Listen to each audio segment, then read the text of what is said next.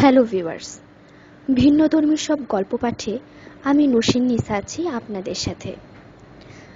আজ আপনাদের শোনাবো ভৌতিক সত্য ঘটনা।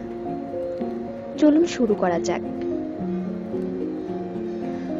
ঘটনাটি ঘটেছিল দোহার থানার চরজয়পাড়া নামক গ্রামের এসপি বাড়ির সামনের সেই রাস্তায়, যেখানে একটা কালভার্ট আছে। তার ঠিক পাশেই আছে বড় একটা ঝোপ। এই ঘটনাটি ঘটেছিল আজ থেকে প্রায় 7-8 বছর আগে।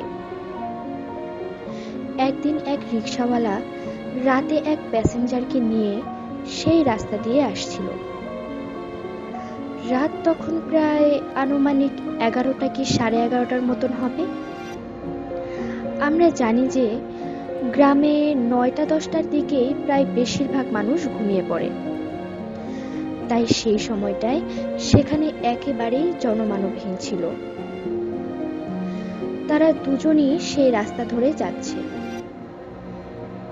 এমন সময় তারা কিছুটা দূর থেকে হঠাৎ সাদা কিছু একটা লক্ষ্য করে। তারা যখন সেই কালভার্টের কাছাকাছি জায়গায় গেল, তখন তারা দেখল যে কালভার্টের উপর সাদা কাপড় পরা একটা লাশ শুয়ে আছে। এরপর তারা দুজনেই রিকশা থেকে নেমে লাশটির কাছে যায়। তারা দুজনেই অবাক হয়ে গেল যে এত রাতে এইখানে একটা লাশ কে রেখে গেল। লোকটি রিকশাওয়ালাকে বলল, হয়তো কেউ লাশটিকে এখানে ফেলে রেখে গেছে, চলো আমরা লাশটিকে নিয়ে দাফনের ব্যবস্থা করি। কিন্তু রিকশাওয়ালা এতে আপত্তি জানালো। সে লোকটিকে বলল, আমাকে আমার ভাড়া দিয়ে দেন, আমি এইসব লাশ নিয়ে যেতে পারবো না। লোকটি তাকে বলল, ঠিক আছে, তোমাকে ভাড়া 100 টাকা বেশি দেব। এ কথা শুনে রিকশাওয়ালা লাশটি নিতে রাজি হয়। তবে রিকশাওয়ালা লোকটিকে শর্ত দেয়, লাশটি আপনাকেই তুলতে হবে। লোকটি বলল, ঠিক আছে, তাই হবে। তারপর লোকটি লাশের কাছে গিয়ে মুখের কাপড় তুলতেই দেখতে পায় লাশটি চোখ খোলা অবস্থায় তাকিয়ে আছে। অর্থাৎ কেউ চোখ খোলা অবস্থায় মারা গেলে যেমনটা দেখা যায় ঠিক তেমন। এতে সে একটু ভয় পেয়ে যায়।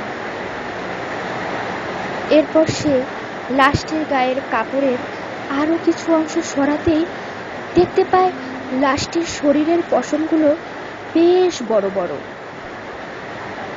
যা কোনো সাধারণ মানুষের থেকে একেবারেই আলাদা। অর্থাৎ পশমগুলো ছিল ঠিক ভেড়ার শরীরের পশমের মতো। এটা দেখে লোকটি চিৎকার দিয়ে অজ্ঞান হয়ে যায়। আর সেই রিকশাওয়ালা এক চিৎকার দিয়ে সেখান থেকে দৌড়ে চলে যায় আর এক বাড়ির সামনে গিয়ে পড়ে।